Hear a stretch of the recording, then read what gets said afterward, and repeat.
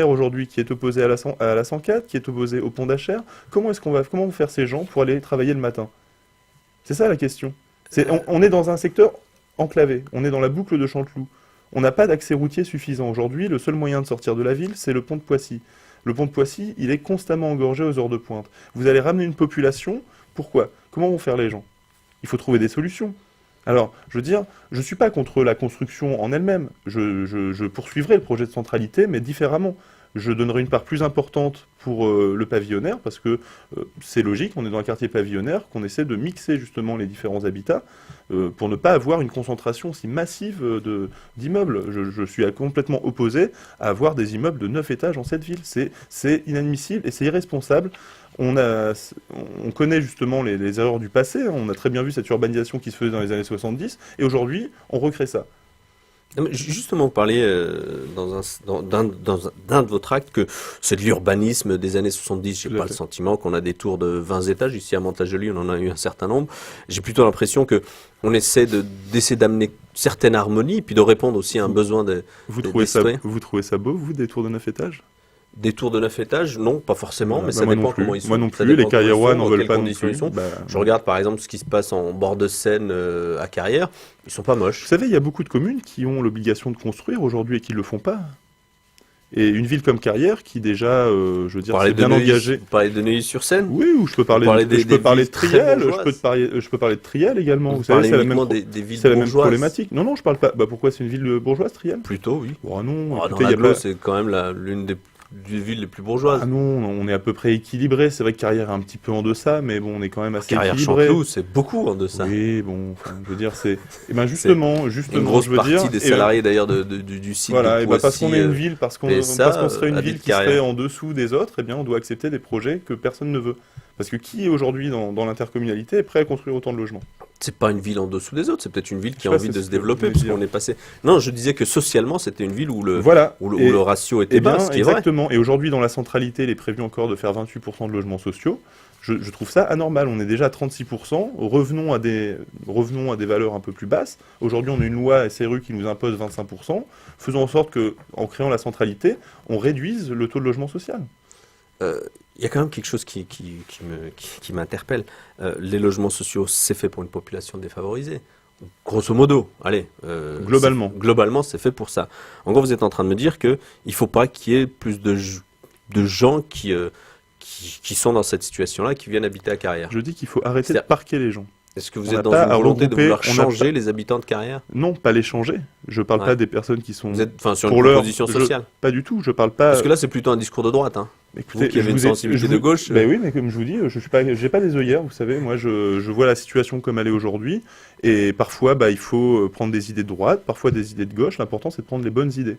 Et quand je vois aujourd'hui qu'on est à 36%, je pense pas que c'est ce qui participe à l'intégration des gens. C'est pas comme ça que les gens se sentent dans un milieu riche. Voilà. Et quand je parle de riche, je parle pas d'argent, je parle au niveau culturel. Et donc, je pense qu'il est préférable... mêlé, de vous à moi. Hein. Comment? C'est mêlé. C'est mêlé, l'aspect riche, pas seulement financier, mais culturel. Vous savez que la culture aussi a un coût. Non, mais je parle culturel au niveau des personnes qui sont présentes sur le territoire. Il faut qu'effectivement, il y ait des personnes avec des moyens limités. Il faut qu'il y ait il faut qu'il y ait un panel représentatif. Je veux dire, on peut pas toujours accepter des personnes, qui sont dans un milieu social finalement qui sont dans le besoin. On a beaucoup discuté mine de rien, d'Ediaït et très peu de vous, parce que le projet on a rien dit encore sur Ediaït. Les projets de la municipalité, c'est aussi l'équipe à Ediaït, c'est dans ce sens-là que je dis ça. Et vos projets à vous, c'est quoi? Votre programme, c'est quoi? Et est-ce que d'abord vous avez une équipe qui est Bien sûr. Écoutez, le programme va être dévoilé la semaine prochaine. Comme tout le monde. Votre équipe est finie? Oui, ça y est, là, on a bouclé l'équipe. La liste sera déposée lundi en préfecture. D'accord. Parlez-moi de votre programme, parce que dans tous les documents que j'ai lus, c'est beaucoup de... vous contestez ce qui est fait. Oui, mais vous remarquerez, si vous avez bien lu les différents tracts que j'ai édités, que je conteste, mais il y a des propositions qui... Alors, parlons de vos propositions. Allez-y, donnez-moi la proposition phare. Écoutez, par exemple, sur la centralité, puisque c'est un sujet qui inquiète beaucoup les habitants. On en a beaucoup parlé, vous aurez Bien sûr, remarqué. mais je vais faire très vite. C'est tout simplement d'augmenter la part du logement individuel, donc les pavillons, de le faire passer de 6% à 25%, et de limiter la hauteur des constructions. Je ne veux pas à Carrières d'immeubles de plus de 5 étages. Voilà, donc ça, c'est concret. ça se palpe, et ce sera une des premières mesures que je lancerai en arrivant à la mairie. D'accord. Ensuite, il y a un sujet qui importe énormément les Carriérois. Voilà, on n'en parle plus. Il y a un sujet qui importe énormément aux Carriérois, c'est le développement des commerces de proximité. Depuis qu'Eddie Heath est arrivé au pouvoir, ça n'a fait que fermer. Il n'y a absolument aucune politique pour dynamiser le commerce de proximité. C'est en même temps un peu contradictoire, puisque vous le dites, il fait un certain nombre de constructions, donc les constructions devraient amener un développement du commerce de proximité, non? Vous pensez, si on a des populations avec un faible pouvoir d'achat, que les commerces vont venir? Je pense que si vous avez une population à faible pouvoir d'achat, que vous avez des commerçants appropriés, oui, ils fonctionneront naturellement. En tout cas, on le voit ici, en tout cas, à Mantes-la-Jolie, c'est le cas. Lorsque je parle avec le directeur du Leclerc de Carrières, quand même, il y a une problématique dans le quartier Saint-Louis, c'est que vous avez un panier moyen... Leclerc n'est pas le chantre du bas prix. Non, je dis pas que c'est le chantre du bas prix. Je dis juste que pour avoir une idée, pour pouvoir se comparer finalement, un Leclerc situé à Saint-Louis a un panier moyen de 10 euros par client. Et vous avez le Leclerc route d'Andrézy qui a un panier moyen de 50 euros par client. Vous dites bien que si vous êtes commerçant, vous allez essayer d'aller dans une zone de chalandage où le pouvoir d'achat est quand même un peu plus élevé. À ce que je sache, j'ai pas le sentiment que Leclerc soit, les Leclerc de Carrières, mais globalement les enseignes du département, les enseignes Leclerc du département ont des difficultés, pas à ma connaissance. Je dis pas qu'elles ont des difficultés, je vous dis juste que si on veut amener du commerce, il faut qu'il y ait pour le coup une clientèle, il faut qu'il y ait un pouvoir d'achat. Si on ramène des habitants, il y aura naturellement de la clientèle. Ça dépend quelle population vous allez ramener, c'est toujours pareil. Mais toute population a besoin de consommer, quelle qu'elle soit. Bien sûr, mais bon, on est bien d'accord. Je veux dire, il y a un minimum de base et naturellement, vous allez amener... Si vous voulez avoir une ville dynamique avec des commerces de proximité, avec une petite boucherie, avec une poissonnerie, ce genre de choses, ce qui est aujourd'hui attendu par les habitants de Carrières. Mais ce qui me gêne un peu dans votre réflexion, c'est que vous amenez en permanence quelque part le pouvoir d'achat des futurs habitants. C'est-à-dire qu'en gros, on va sélectionner, ceux qui vont venir en fonction de leurs revenus. Pas et du vous tout. le dites vous-même quand vous croyez que ceux qui vont venir dans le cadre du logement social vont pouvoir consommer. Je vous dis qu'aujourd'hui, on a 36% de logements sociaux à Carrières, qu'on est bien au-dessus de la loi SRU. Est-ce qu'on continue comme ça? Est-ce qu'on continue même à augmenter ce taux de logements sociaux, quitte à ce que ce soit une ville tout sociale? Ou est-ce qu'on essaie justement d'harmoniser, d'homogénéiser tout ça et d'avoir une mixité dans les classes sociales? C'est ça la question. Et moi, je veux une mixité dans les classes sociales à Carrières. Je dis pas que je veux plus de social. On n'a parlé que de la centrale. Oui, mais vous revenez là-dessus. Non, c'est vous qui revenez là-dessus. Non, c'est pas moi. Moi, je vous parle du commerce et vous me parlez des nouveaux habitants qui pourraient venir. Donc je vous dis voilà. Non, pas du tout. Ça s'est pas passé comme ça. Vous réécouterez l'enregistrement. J'ai pas de doute. J'écoute en général le soir même. Vous écoutez, c'est bien. Non, ce que je suis en train de dire, c'est qu'aujourd'hui, les habitants sont en attente de commerce de proximité. Et je vous ai dit que Eddie Heath, depuis 8 ans, n'avait rien fait pour développer le commerce de proximité. Là, vous m'avez indiqué que la centralité, ça allait justement développer les commerces de proximité. Continue, je l'assume. Okay. Voilà. Je vous ai fait revenir dessus. Donc, ce que je dis aujourd'hui, c'est qu'il y a une autre problématique derrière ça. Si vous voulez, notre ville n'est pas mise en valeur. Le vieux Carrières, on a une grande rue où on avait quand même un certain nombre de commerçants. Tous ces commerçants ferment les uns après les autres. Pourquoi ils ferment les uns après les autres? Mais parce qu'il n'y a pas justement de politique qui vise à dynamiser, à les aider. Il faut les accompagner, les commerçants. Alors, ne serait-ce que, je vais juste répondre à sa question. Quand vous faites vos courses, vous avez envie d'être dans un cadre agréable, de pouvoir vous balader tranquillement. Aujourd'hui, les trottoirs à Carrières s'y prêtent pas du tout. Les poussettes peuvent pas passer, les gens sont obligés d'emprunter la route. Ça donne pas envie aux gens de s'approprier leur ville et d'aller faire leurs courses dans leur commune. Donc, il est plus simple d'aller à Poissy. On a aussi des gros problèmes de stationnement. On ne peut pas stationner comme on veut aux alentours des commerces. Donc, les gens préfèrent prendre leur voiture, aller se garer à Poissy où il y a du stationnement et faire leurs courses là-bas. Mais les routes ou les stationnements, c'est pas du ressort de la ville.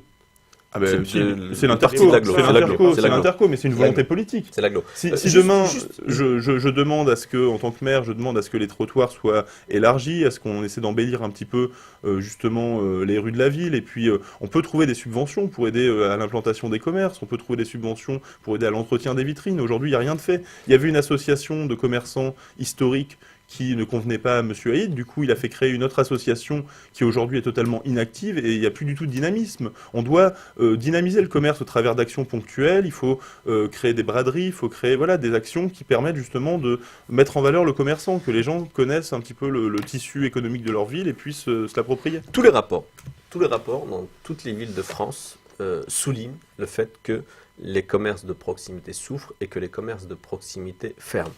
on l'a dans toutes les villes du département, sans exception, y compris Poissy, puisque vous en parlez. Un certain nombre de commerçants de proximité ont fermé à Poissy.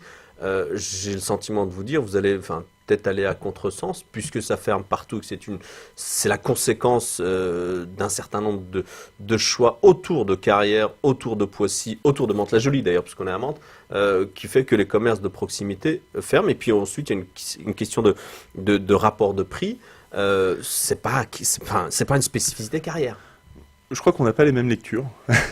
Parce que moi j'ai lu des différents rapports de la Chambre de commerce et il est bien indiqué que le commerce de proximité a un réel avenir, seulement il faut pouvoir l'adapter. Effectivement, on n'a pas les mêmes lectures et puis on n'a pas le même constat. Il faut pouvoir l'adapter justement parce que aux vous avez attentes parlé à l'instant aujourd'hui. de Poissy. Vous regardez, non mais là vous parlez des Yvelines, moi je vous parle au niveau de la France parce qu'on ne regarde pas que ce qui se passe dans les Yvelines. On parle des Yvelines parce que c'est ce qui nous intéresse. Je vois ce qui se passe à Lille par exemple, où ils ont réussi avec une politique forte en faveur du commerce à redévelopper les commerces de proximité. J'ai eu une discussion pas plus tard que la semaine dernière avec le maire de Poissy concernant ces histoires de commerce de proximité qui ferment. Et il m'a confirmé qu'aussi à Poissy, il y avait un certain nombre de commerçants de proximité qui fermaient. Donc c'est pas une spécificité Carrières. J'essaie juste de comprendre, est-ce que c'est une tendance générale ou est-ce que c'est une tendance carriéroise? Je vais vous donner un exemple simple. Une mairie, le maire, a le droit de préempter les commerces, de façon à trouver un repreneur. Tout à fait. À Carrières, nous avons un assureur. Je vais quand même juste indiquer que de toutes ces années d'activité sur la commune, il n'a pas eu un seul contrat avec la mairie. On ne lui a pas donné une voiture à assurer, on ne l'a pas fait fonctionner sur un seul contrat. Donc après on dit qu'on est pour le commerce de proximité. Je suis désolé, au moins on fait faire des devis aux commerçants, on essaie de les intégrer. Vous voyez, et ça se passe pour tous les commerces à Carrières. Donc ce que je veux dire, c'est que ce commerce est parti à Saint-Germain, et plutôt que de préempter ou d'essayer de retrouver un repreneur, on crée une ludothèque. Est-ce que c'est ça aujourd'hui, essayer de soutenir le commerce de proximité? Ah oui, il faut bien faire une ludothèque, c'est sûr. Non, il faut bien en faire une, probablement, je n'en sais rien, c'est vous qui le dites. Mais en même temps, voilà, il y a des choix économiques qui se font aussi sur tel ou tel. Même si vous pointez spécifiquement parce que les gens, c'est le concret. Non, mais je veux dire, c'est ça que vivent les gens. Voilà, les gens avaient un assureur, ils se rendent compte qu'il n'y a plus d'assureur et qu'il n'y a pas de commerce qui a repris. Est-ce que c'est les collectivités locales qui doivent faire vivre les commerçants? Est-ce que le droit de préemption est du ressort du maire? Naturellement. Bon, ben voilà, vous avez répondu à ma question. Naturellement qu'il est. Non, mais naturellement qu'il est du ressort du maire. Alors dans ces cas-là, la question qui se pose sur les commerçants de proximité, est-ce que c'est la commune qui doit financer le commerce de proximité? La réponse est non. Je ne dis pas qu'elle doit le financer, je dis qu'elle doit le porter et qu'elle doit le soutenir au maximum. Et aujourd'hui, sur notre commune, c'est pas fait du tout. C'est ça le problème. Il nous reste plus beaucoup de temps. J'ai le sentiment on parlait juste avant, on m'avait dit hors antenne sur une autre ville que c'était tendu. J'ai le sentiment que Carrières aussi, j'ai rarement vu une campagne aussi violente. Est-ce que votre campagne se déroule bien? Notamment à l'égard du maire actuel. Bien sûr. Bon, alors Monsieur Hayt a tendance toujours à se victimiser, donc ça encore, je ne vais pas revenir là-dessus, mais c'est vrai qu'il y a eu des actes qui ont été inacceptables, qui se sont produits là depuis quelques semaines. Des actes homophobes, des actes... Non, alors là, je veux savoir ce qu'il y a eu d'homophobe, parce que... La presse l'a relayé. À part le Parisien... c'est quand même le pas. Vu les affinités qu'a Monsieur Hayt avec le Parisien, je pense que. Écoutez, est-ce que d'autres journaux ont relaté des faits? Alors non, mais attendez, vous êtes journaliste. Dans ces cas-là, vous avez qu'à faire avoir votre rôle d'investigation. Et est-ce qu'il y a eu des actes d'homophobie qui ont été justement, il se trouve que le journaliste qui a écrit ça, j'ai eu un échange avec. Et les éléments qu'il amène sont réels, c'est pas du fictif. Quels sont les actes d'homophobie? Il y a des photos sur des véhicules où il y a des attaques personnelles des Diaïtes. Voilà, il y a un certain nombre... On a des tracts anonymes qui circulent. Voilà, ça fait beaucoup de choses. Mais alors attendez, sur l'histoire des tracts anonymes, ça j'ai vu ces tracts, donc je sais ce que c'était, des petits papiers qui ont été distribués dans la ville, il n'y a rien d'homophobe. Enfin, il y a des attaques aussi. Non, il n'y a rien d'homophobe. Non, sur les tracts, non, mais sur les tags un peu partout dans Carrières. J'ai vu les tags également. Vous les avez vus également. Voilà, écrit, ça en fait des choses. Il y a 2 secondes, vous me disiez qu'il n'y en avait pas. Non, je vous ai dit qu'il n'y a pas d'acte d'homophobie. Non, mais il y a 2 secondes, mais Haït dégage, c'est pas homophobe. Non, Haït dégage, c'est pas homophobe. Voilà, alors dites-moi ce qu'il y a eu comme acte homophobe. Quand on l'attaque sur son orientation sexuelle, quand a-t-il été attaqué sur ses orientations? Il y a des tags à Carrières qui en font état. Mais vous les avez vus? D'autres confrères les ont vus. Moi je les ai pas vus. Mais on les a pas vus dans la presse non plus. Parce qu'on parle d'homophobie dans la presse, mais personne les a vus, ces tags. D'autres confrères les a vus. Et vous le savez très bien. Non, pas du tout. Écoutez, je peux vous dire que... Non, mais alors là... Vous le savez très bien. Je suis ferme là-dessus parce que, voilà, c'est très facile de se victimiser comme ça. Mais dans ces cas-là, amenez-nous les preuves, voilà, je vous le dis. On a dépassé le temps qui nous était imparti. D'accord. Ça passe très vite. Oui, on avait 45 minutes, on est à 48 minutes. Merci monsieur. Peut-être qu'un dernier mot, allez-y, je vais vous donner encore 30 secondes d'antenne. Peut-être un dernier mot avant qu'on rend l'antenne. Non, mais je pense que c'est très bien d'avoir des débats, au contraire, c'est nécessaire et c'est ce qui nous manque aujourd'hui à Carrières. Et je ne saurais trop inviter les habitants justement à prendre conscience de ce qui se passe dans leur commune et à faire le choix aujourd'hui du bien vivre chez eux, parce que c'est ça qui est important, c'est que les gens aient une belle qualité de vie et qu'on tire la ville vers le haut et pas qu'on l'enfonce comme on l'a fait depuis des décennies. Merci monsieur Effroy. C'est moi qui vous remercie. Je rappelle que vous êtes candidat tête de liste sans étiquette sur la liste Bien Vivre à Carrières. Merci à vous, merci à Laurent, merci à Guillaume, merci à Coralie. Et je vous souhaite une agréable soirée. Et demain dans l'émission Face à elle, on reçoit Joël Mancel, le maire actuel de Triel. Et je pense qu'on a aussi beaucoup de choses à dire. Donc à demain 17h. Municipal 2014, la dernière heure. Votre rendez-vous politique tous les jeudis à 17h. Une ville, un candidat, un débat pour mieux comprendre les enjeux politiques locaux.